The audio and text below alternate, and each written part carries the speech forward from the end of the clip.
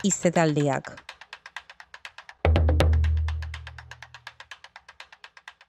Katzeko. Azken hamarkadetan, gure hiriak sakonki aldatzen ari dira jatorrizko biztanleak leku aldatzen dituzten gentrifikazio prozesuen ondorioz. Merkatu kapitalistaren presioengatik edota turismoa motor ekonomiko gisa izaten ari den gorakadagatik. Hiri espazioa gero eta gehiago da kontsumo produktu eta ondorioz kontrolatu, disiplinatu eta estetizatu beharreko leku. Hiriaren merkantilizazio basatiak kanporatu egiten ditu, bizikostuari aurre egin ezin dioten biztanleak, leku aldatzen ondorioz harreman sareak hautziak dituztenak, beren auzoko kale giro eta paisaiarekin identifikatzen ez direnak. Hirian ematen diren errotze eta deserrotze prozesuetan sakonduko dugu gaurko saioan, eta ikusiko dugu zer nolako papera jokatzen duen hiri diseinu eta plangintzak tokiarekiko lotura indartzeko edota kanporatze prozesuak bideratzeko.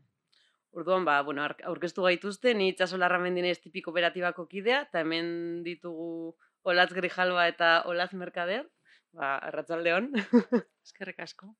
Aurkeztuko dut ez labur, aunque ezagutzen dozu zapurtzu bat, baina Olatz Grijalba doktore arkitektoa da EHUn, eta hiriberroneratzean espezializatuta dago. EHUko irakaslea da, eta kabiar ikerketa taldeko kide. Eta hainbat ikerketa proiektutan parte hartu du, besteak beste, auzo zaurgarrien inguruko ikerketa gauzatzen ditu, eta hiria eta lurralde aztertzeko tresna digital berriak sortzen diardu. Eta hemen nire ezkerrean Olatz Merkader, bera abokatua da, hirigintzan aditua, eta izan inurri elkarteko partaide aktiboa. Amenabar enpresa eraikitzailearen sail juridikoko zuzendaria izan zen 10 urtez, eta ordutik profesional independiente bezala dabil legea aholkularitza eta ordezkaritza judiziala eskaintzen. Eta esperientzia handia dauka hirigintza zuzenbidean, eta berak dioen bezala, zuk apoaz paso egin dezakezu, baina berak ez du zutaz paso egingo. Orduan, gaian murgiltzen hasteko eta elkarrizketari hasiera emateko, nahi nizuen bota lehenengo galdera bat, dala apur bat bioi, toki batean errotzeaz pentsatzen duzuenean ia zer datorkizue burura, eta apur bat zerekin lotzen duzuen hirian, herrian edo dugun bizitokian errotzeko gaitasuna edo aukera. Holan, librean. Niretzako errotzia da, bizitzan gertatze zaizkizun 1000 gertaera hoietan, eta zure bizitzak ditun fase desberdinetan, espazio bat okupatu eta habitatzeko aukera. Eta espazio hori izan dadila baita, bestearekiko edo desberdina dan horrekiko, esperientzi bat emate izuna, eta harreman sare bat sortze izuna. Hau da, hirigintza ez dira adreiluak, ez dira biarioak eta partzelak, baizik eta beste zerbait da errotze hori eragiten duna. Zurekin pixkat bat, errotzea sentimentua da, ez? Baita, bakarrik sentimentu hori izateko behar da esparru fisiko bat baimentzen duna. Zailagoa da errotzea, bertan bizitzeko aukeraik ez badaukazu denbora luzez, adibidez, ez? Errotzeak badauka zerikusia denbora luze bat, leku konkretu batean egoteatik. Eta harremantzeko aukerak aukitzeakin, eta espazio publikoan zure bizitza nahi duzun bezala eraikitzeko aukera izateakin. Gaian sakontzen joateko edo apur bat, joango gara apur bat gai diferentak ikutzen. Apur bat hasi nahi genuen hiria da hiri ereduaren inguruan orokorrean hausnartzen. Sarreran esan dugun bezala, hiria, herriak eta lurraldeak nolabait bilakatu dira bereziki azken hamarkadetan ekonomiaren katalizatzaile oso importanteak, eta espazioa eta berau erabiltzeko esperientzia bilakatu dira produktu salgarri. Orduan, turismoa eta ekitaldi handiak ekonomia motore dituen hiri eta herrietan, ematen da atentzio etengabe bat behin-behineko bisitarien eta epe luzeragokoen artean. Orduan, apur bat, hiri globalaren paradigma honek zuen ustez nola eragiten die gure hiri eta auzoei. Oso zabala da, baina apur bat zuen esperientziatik, zelan ikusten duzue? Nik hiri globalan problematika ikusten dut batez ere homogeneizazio batetik, ez? Eta, claro, homogeneizazio batek ekartzen du aniztasunan kontra jotea, eta gizarte anitz bat iteko aukeraik ez eukitzia. Orduan, badago jende asko espulsatua dana espazio horietatik. Era berean, nik uste hau ematen dela, hirigunetan, turistikoak dian lekutan, batez ere, eta ez da bakarrik hirigintzagai bat, bai da gizarte geroz eta globalago batean bizi gea, eta eite ditugun eremu batzuk geroz eta homogenoagoak dira, ez? Eta konkretuki pertsona mota batzui bakarrik balio die, ez? Hori erdigunetan asko gertatzen fenomeno bat da. Espazio publikoa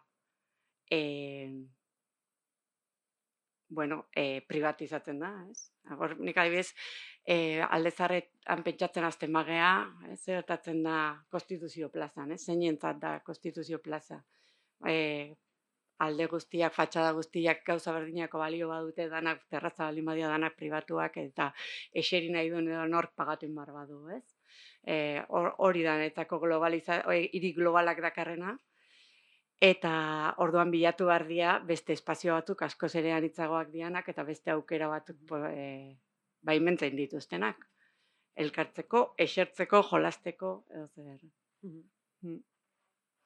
Bai, pixkat, Olatzek esan duen hori osatuz, ez dakit, hiria gorputz bat izango balitz, espazio publikoan privatizazio eta merkantilizazio hori niretzako da minbizia metastasiko baten antzekoa, ez da? Osea, da eredu bat etengabe erreplikatzen dana, ez dana hiltzen, geroz eta zabalduago dana, eta nun, paradogikoki, espazioa konsumo produktu bada, eta oso zaila da espazio publikoa erabiltzea ezer espaziai konsumitzen. Hau da, izate hutsa, egote hutsa, oso komplikatua da. Nik adibidez orain, Hondarribiako udaletxeko apoan idazketa taldean nago, eta hor saiatu gea anatomikoki definitzen auzo guztietan auzo bihotz bat. Eta herritarrekin lanketa bat inez, izendatu dezatela beraiek ze espazio duten, gogoko, gustoko, estimako, baliosten duten, indartu nahiko luketen. Eta hor benetan kokatu eta proiektuak eta ekimenak atera, merkataritzan errelego bat egon dadin, udal zuzkidurak egon daitezen, eta ez dadin gehiagizko zentralizazio bat izan, hau da planak aukera horiek sortu behar ditu. Bero aukera horiek funtzionalak izango dian edo eraginkorrak izango dian ala ez, hori denborak esango du, ezta? Baina azkenean gure hiriak ari gea, hiriguneak batez ere erdiguneak metastatizatzen. Horrekin lotuta gokin dugu ikerketatxo bat ere, sare sozialen erabileratik abiatuta, zeinek noiz eta nola erabiltzen du hiria, ez? Eta, argi eta garbi ikusten da nola zentrua da polarizatua, ez turistifikatua eta densoago, berriz auzotan, auzoko bihotz horiek identifikatzen dira nun auzo bakoitzak badun bilgune bat, apreziatuagoa dana, eta erabiltzen dana, ez? Orduan, hor badaude txamponan bi aurpegiak ere. Leku batzuk esango dugu kutsatuagoak edo daude, eta beste batzuk aldiz abandonatuagoak, baina agian aberatsago. Bai, eta pixkat gure administrazioan aldetikan erronka da kutsatuago tokioi revoluzioak pixkat gestea, eta arnaz hori daukaten nahi pixkat auspotzea, baino esentzi hori etengabe, ez da? Karo, hor askotan gehiegizko regulazioak eta gehiegi antolatu nahi izanak ere, paradogikoki espontaneamente sortu dan bizitza auzo sare hori desegiten du baita. Bai, azkenean, kalearen gaiarekin jarraituz, azken hamarkadetan kaleari ari gatzaio deitzen espazio publiko, ez da? Hau da hirian ezberdinon artean dugun topaleku nagusia, baina aldi berean komentatzen ari zaretena, topaleku izaera hau gerota, ahuldu baino ez da egin, eta kalea bilakatzen ari da leku bat gero eta burokratizatuagoa, kontrolatuagoa eta arautuagoa, ez da?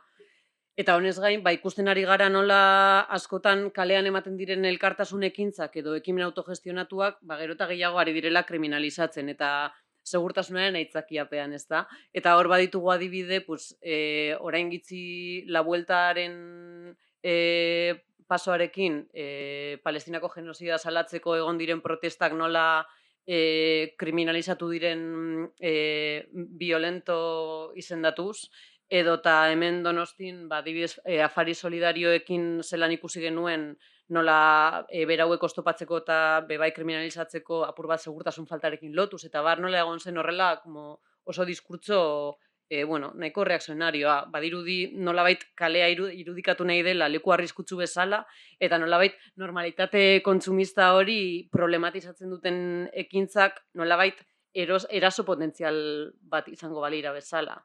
Hori sartu barik bebai, hori kalea ulertzeaz produkzioa bideratzen duen, edo eremu produktiboa bideratzen duen eremu bezala, eta zuek nola ikusten duzue gai hau, nola bizi duzue, baduzu esperientziarik edo kontatzeko? Bueno, nik bi gauza esango nituzke, osea, espazio publikoan uniformetasun, estetizazio hortan, batzuentzako bakea dana, bestentzako da gerra, bale? Eta Jane Jacobsek esaten zuen esparru publikoak bakarrik merezi dula eta bakarrik dala benetan eraginkorra denentzako zerbait baldin badauka.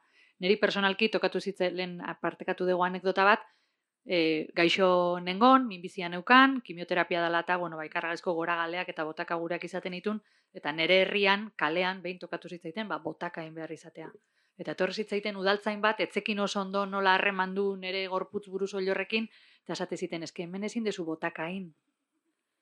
Eta eske nik ez dut botaka egin nahi, baino eske ordenantza baten jartzen du ezin dela kalean botaka egin. Orduan, hori da niretzako espazio publikoaren polizia hori edo espazio publikoak ematen dio zerbitzu, ez dakit unikornio badan, baino persona zuri funtzional, gaixotasunik gabeko, desgaitasunik gabeko, migrantea ez dan, kapital kultural konkretu dakan, persona mota oso zehatz bati. Eta aniztasuna ikusten da arrisku bat bezala, eta ez potentzialidade bat bezala.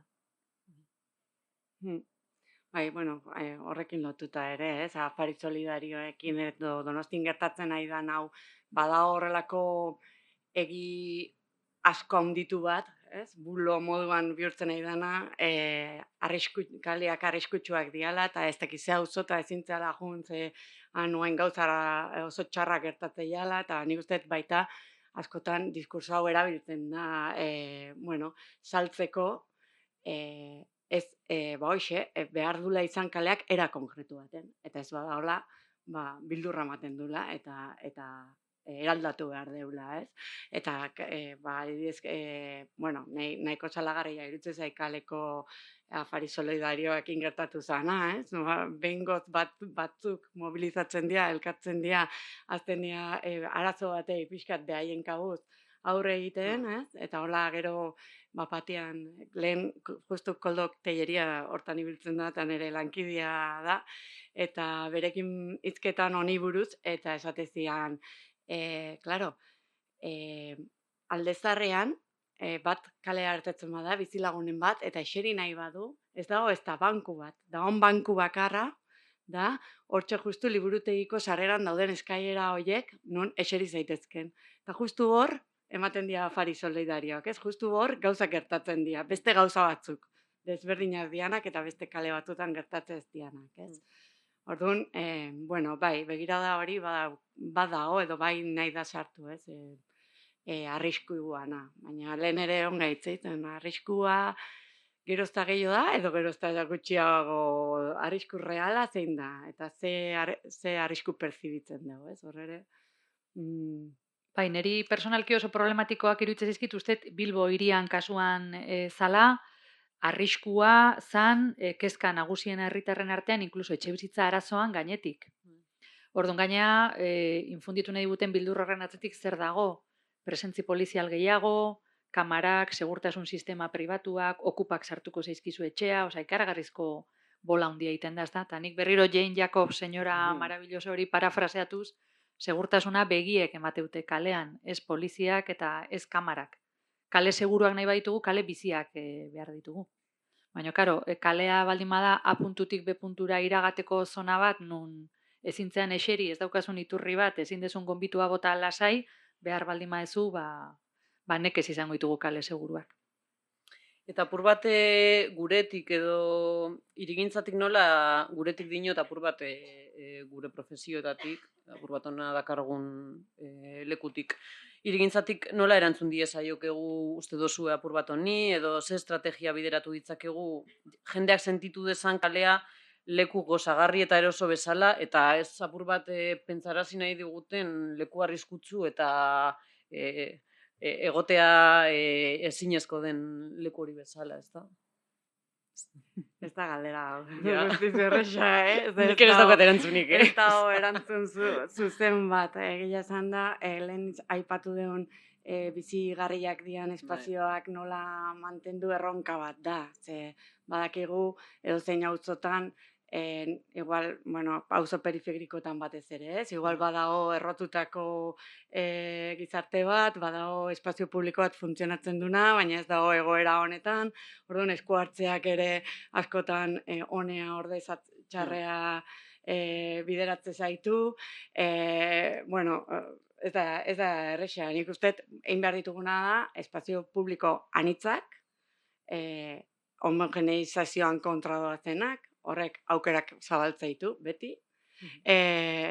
Alba da eskala egokikuak, hau da, eskalak zerikusi, eskala handiegiak begik gabeko espazio publikoa sortzen du.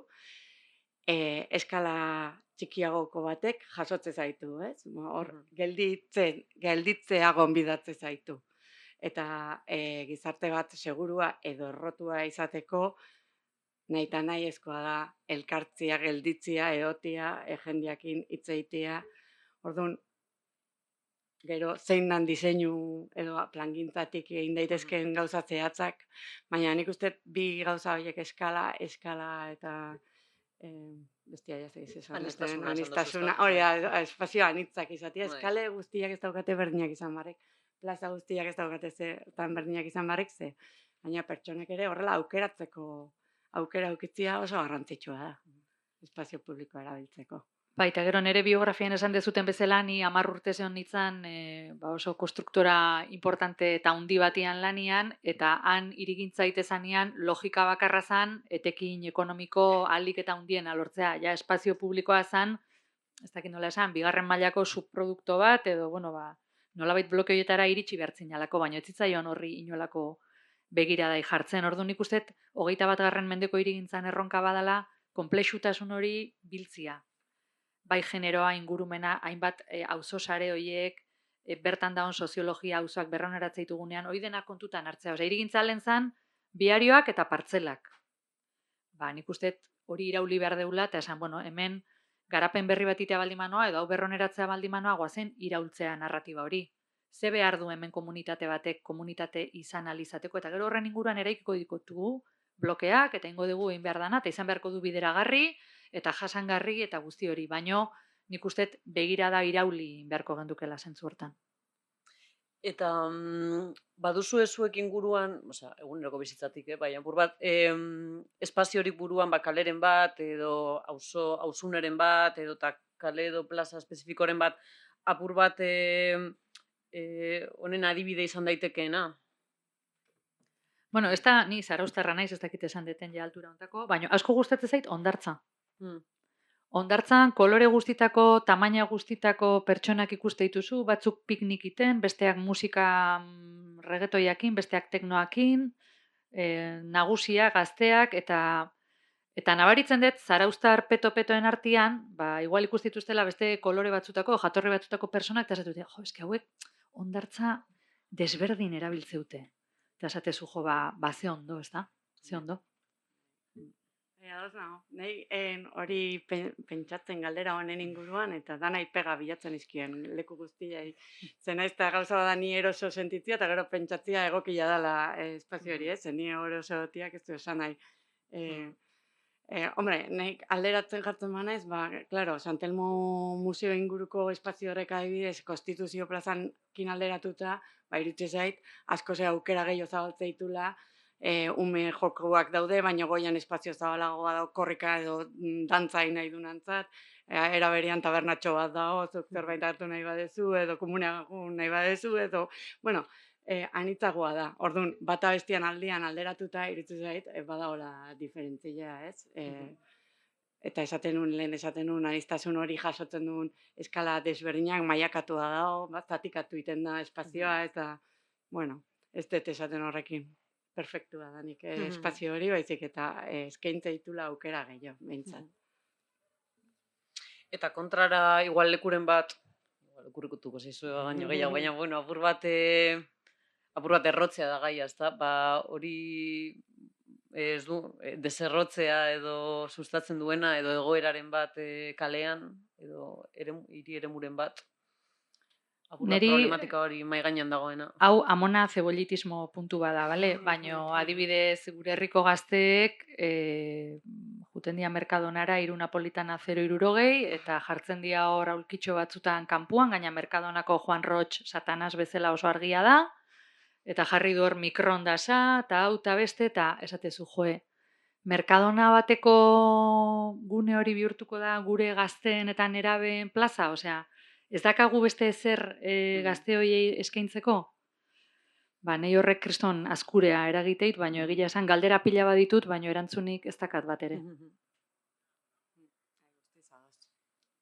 Ba, nahi badozue, apur bat errotzearen gaian pentsatzean, ezinbesteko iruditzen zitzaidan etxe bizitzaren gaia ekartzea. Base, azkenean, etxe bizitzaren gaia pilpilean dago azken urteetan, horren adirazgarri dira ere, azken hamarkadan sortu diren hainbat maizterren sindikatu edo etxe bizitza sindikatu, eta, bueno, gure bizilekuetan, etengabe ari dira ematen etxegabetzeak, aldi berean eta paraleloan, leku berdinetan baditugu urtearen parte handi batean utzik dauden etxe bizitzak, agian lantzean behin erabiltzen direnak erabilera turistikorako, eta, bueno, eta horrez gain, badago realidade bat ere, etxe bizitza eskuratzeko eta tokian errotzeko oztopo bereziki handiak dituztela egoera irregularrean dauden pertsona migratuak,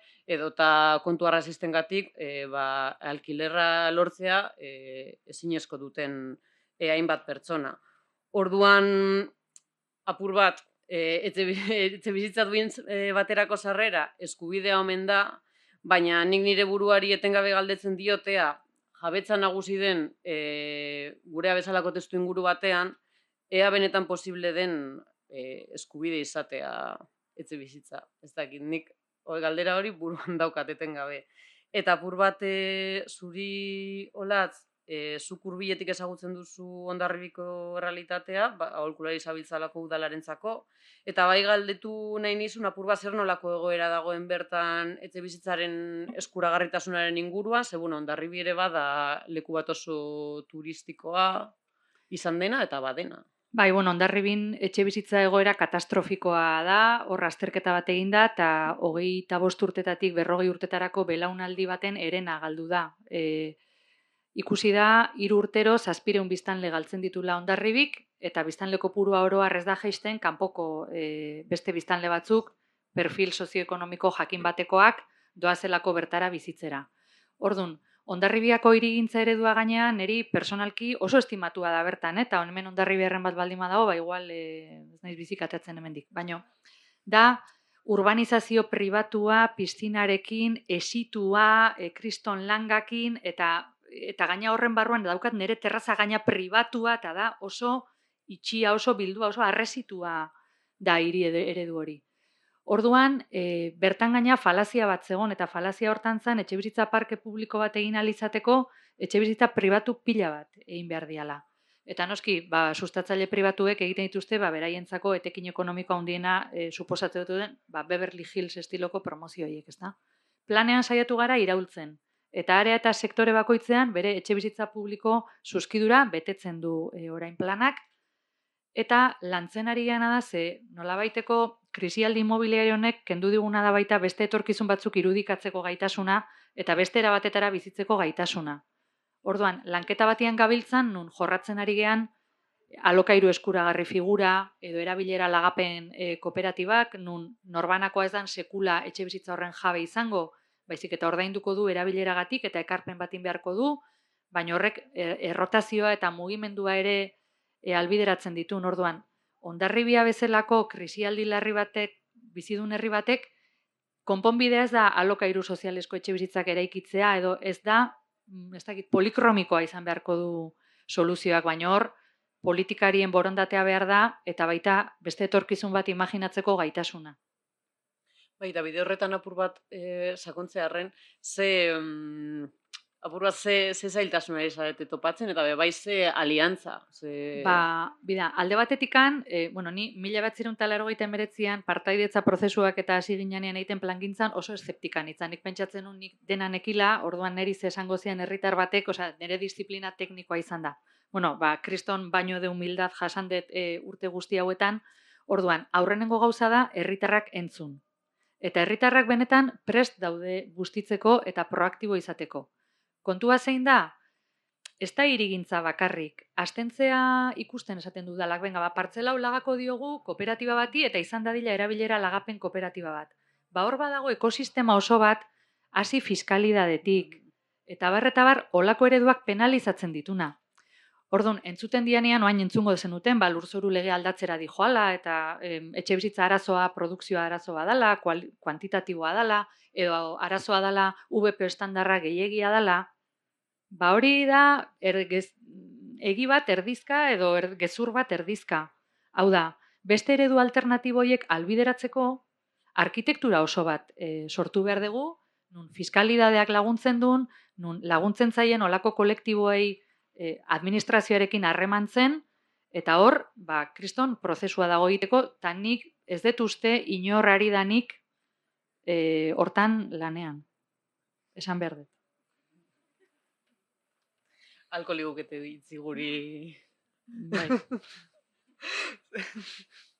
Zu olatzu bai,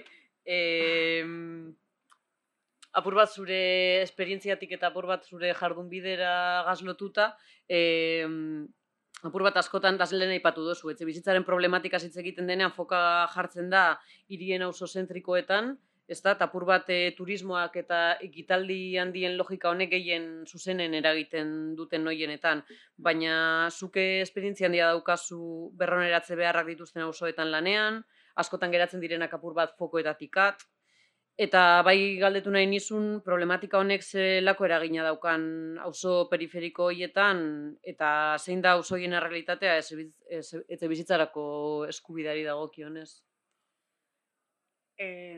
Bueno, a ver, claro, problemak bauka horrelako efekto spam bat, ez? Inguruan ere eragina daukala, eta zentro erdigunetan etxe bizitza garestitzen doazen heinean, jendia espulsatzen doaz kanporago, eta kanpoko etxe bizitza horiek ere, gutxinaka garestitzen, ez?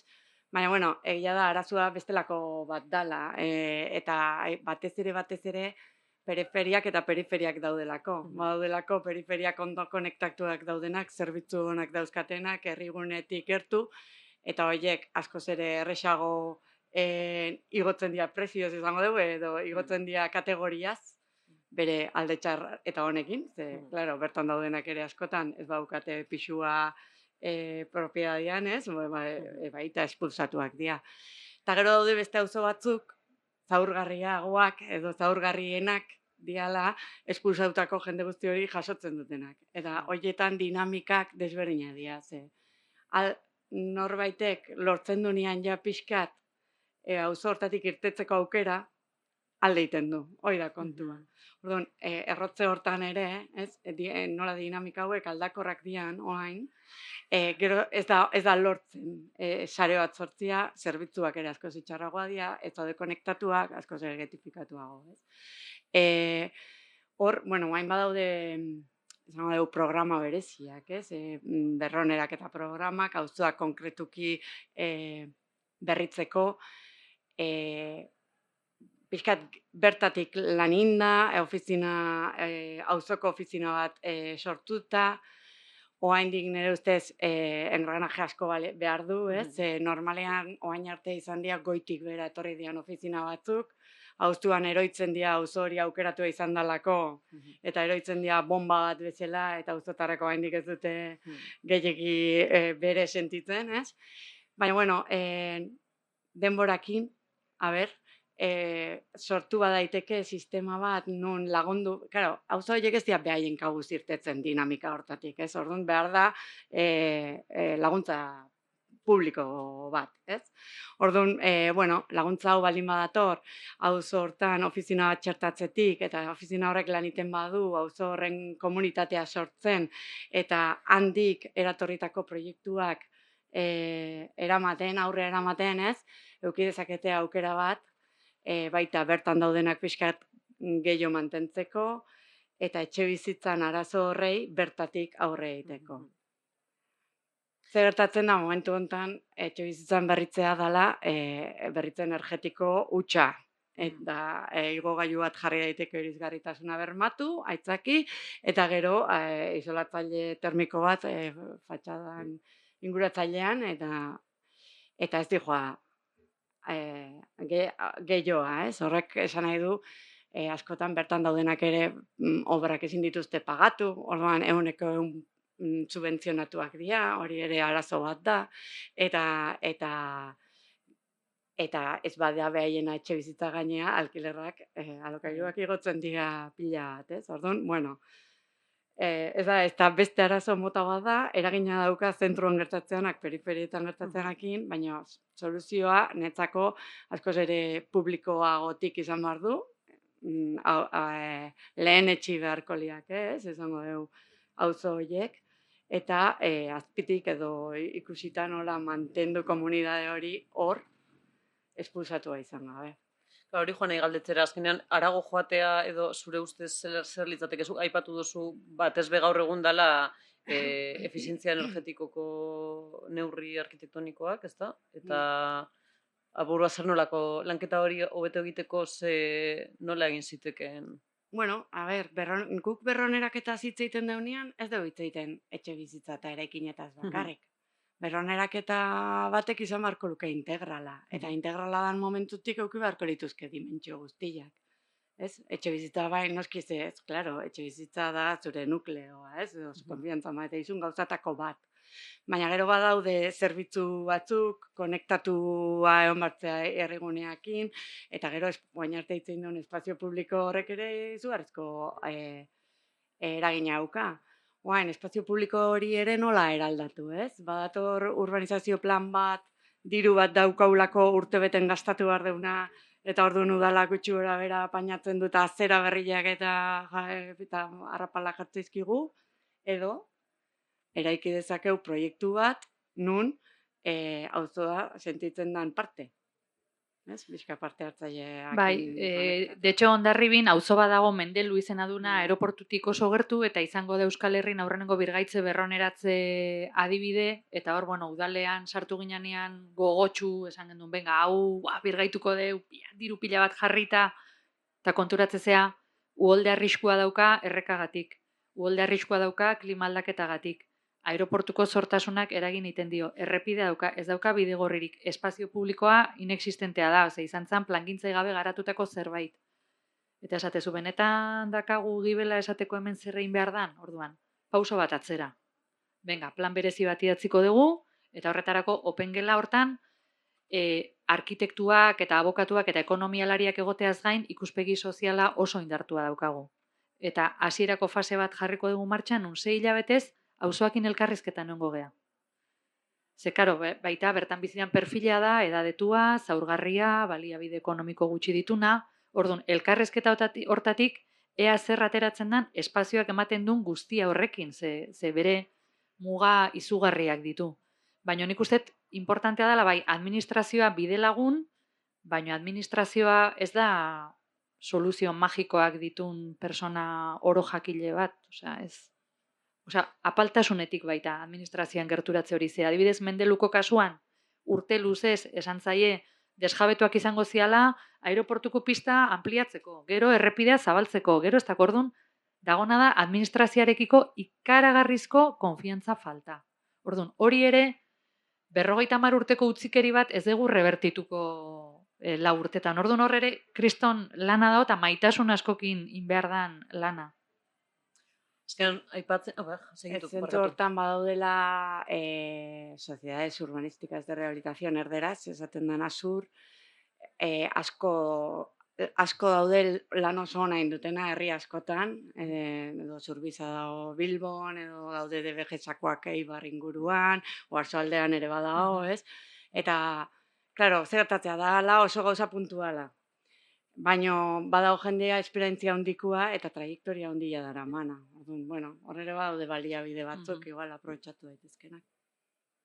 Elkarrezketan ari da mai gaineratzen, azkenean eragile ezberdinen arteko elkarlana, ez da, eta bebai disiplina ezberdinen arteko elkarrizketa eta lan komuna funtsezkoa dela nolabait kasu honetan, irriberon eratze, baina bueno, proiektu integralak modu nolabait sustengarrian eta modu honean gauzatzeko. Orduan,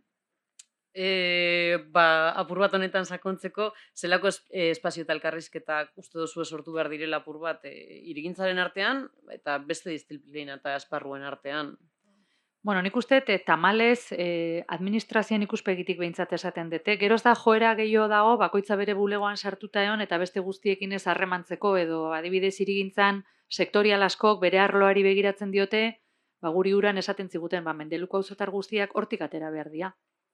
Eta zu, ja, obvio, baina nola egiten dugu, eske hor jendea bizi da, kariño, eske ez dakit. Orduan, noski sortu behar dira, bai espazio formalak ze badaude, maila instituzionalean, administrazio desberdinak uztartzen ditun mailak eta badaude, baina baita ere egunerokotasunean beste gertutasun batekin egin beharko genduke lan, eta batez ere jakin, ez gehala seguru aski izango lehenak olako zerbait egiten. Orduan, goazen bilatzea erreferenteak, arrakasta erreferenteak, eta inkluso porrot egindunak ere esplikatu diezagula zertan aterazan asuntoa gaizki eta zerri jarri behartzaion arreta. Nik uste, arazoai kuriosidadeakin gerturatu behar gehala, eta ez pentsatuz barita magikorik dakagunik. Bueno, ni nire esperientzitik egia esan da hor globo bat pintxatu zitzaidan ja denbora bat da, ze kostatze zaigu uste deuna, baina askoz ere gehiago gure desberdina dianakin gauzak itia eta adostia. Baina hori profesioan, hezkuntzan, bizitza egunerokotasunean. Eta orduan danok bildur asko dazkaula iritzu zait, eta beste gehala denbora guztian. Eta hori arkitektuan fallo txiki bada, arkitektua bakarrik.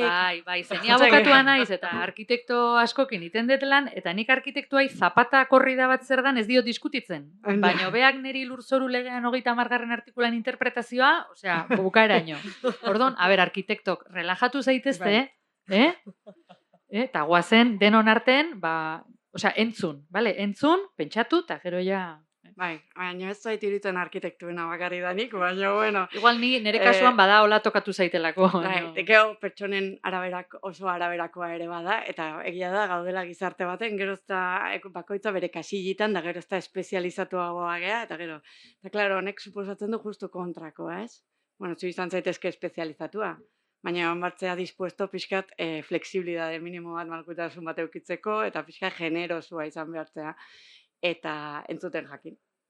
Eta, klaro, ni horregatik esatet, noski, mundu ideal batean, bai jarriko ginak edanok elkarrekin pintxatzen da, eta gero realitatea da, nahi lanian tokatu zaitenean, irigintza eta osasuna da zitzaiten foro batzutan, eta ez gea ados jartzen osasunetik datozenak eta gu, nahiz da, behaientzat guk hitz egiten deuna da, plano baten, eta behaiena beste plano baten. Eta benetan zaila da aurkitzea pertsonak, esateko, nik pixka zeditzen dut, zu pixka zeditzen zu, eta igual, orduan, bueno, nire ustez zentu hortan, lan pila da kauiteko. Bai, porque adibidez esatezu, ni irigintzan aditua izan naiteke, nire gehiago gustatzen zait aritua naizela, aditua kakotxeta ikurrakin, baino azkenen, Mendelu auzoko aditua zein da? Mendeluko auzoko auzotarra. Arek badaki atxaldeko 6 toki egutera dala hau, orduan, euki behar degula baita, apaltasun hori eta diskurso desberdin horietan, askotan bilatu behar dira, ez dakit, itzultzaileak, ez da? Zubigileak. Nik uste zubigileak itzona da. Bai. Arresiak altxa berrean, zubigile gehiago behar ditugula. Eta ja bukatzen ari gara, baina azkenengo honekin lotuta be bai, ze tresna urbanistiko, legal edo militante uste duzu ditugula apur bat eguneroko bizitzaren beharretan atentzioa jartzeko eta errotzea handitzeko. Apur bat, berbetan ari garen. Jo, nik uste oso importantea dela bez, arkitektak hemen egin dutena, ezta? Osea, bere buruai zilegitasuna eman, existitzez dan zerbait sortzeko. Nik uste, igual txorrada badan naif eta sonatze du supertxisi, baina izan behar gala etorkizun berri bat imaginatzeko kapaz. Eta desde luego bakarrik ez goaz inoan, ni Inurriko taldekoa naiz, eta Inurritegian, kaosean, bakoitzak egiten du alduna, baina poliki-poliki denon arten buruz buru eraman ezin deun zama bat denon artean eramate. Orduan, saretze hori niretzako da superimportante, osea, da praktika resistentea, osea, zure lagunak salbatuko zaituzte eta ez poliziak. Bai, bueno, nik hori tresna konkretuak baino, ez, tresna teknikoak baino, nik uste jarrera kontu badala. Eta irigintzan batez ere ohituta gaude, eske hau horrela egiten da, entzutea, ez? Eta, klaro, zaila da horrei aurre egitea, hor txikitezea bat batean esatez, eske hola egiten da, klaro, ezin da aldatu. Bueno, barkatut ez du feminismo hitza bandik esan, Oida. Ze hori esaten duna normalean da gizon zuri hetero, bai, badator hau, ez emakume hau, bere idea politiak hemen saltzea, ez? Eta, klaro, de repente, eitezu, klin.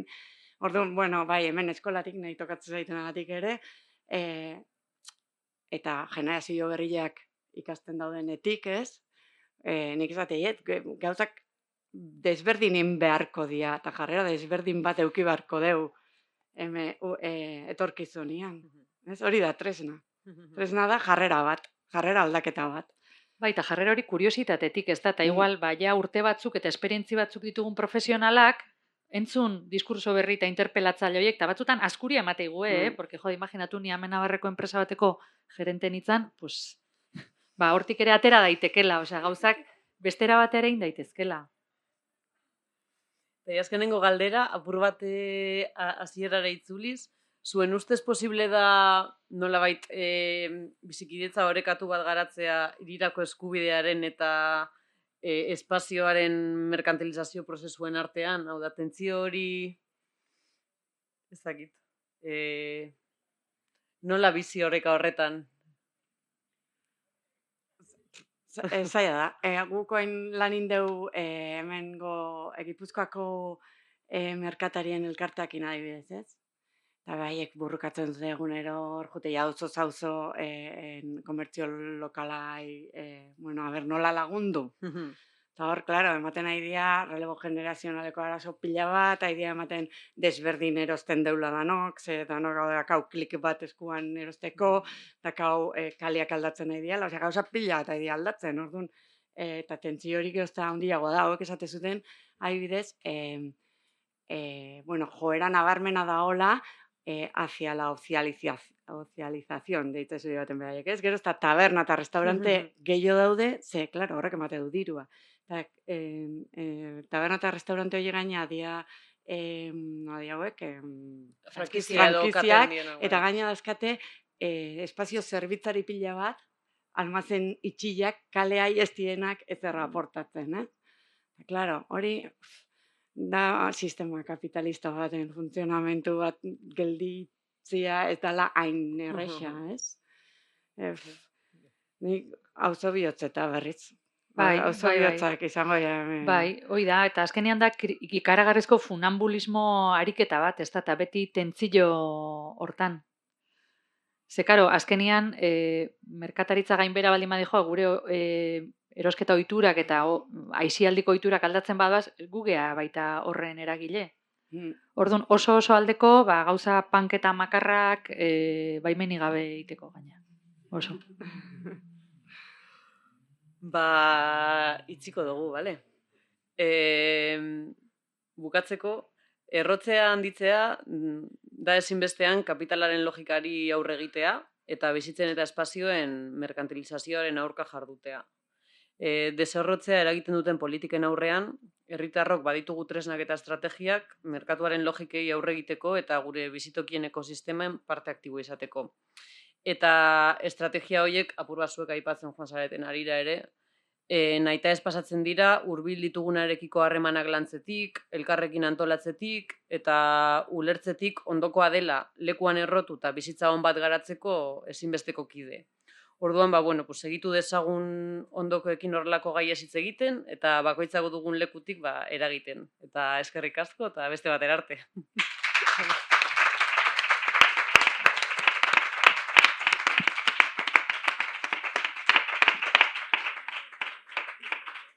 Thank you.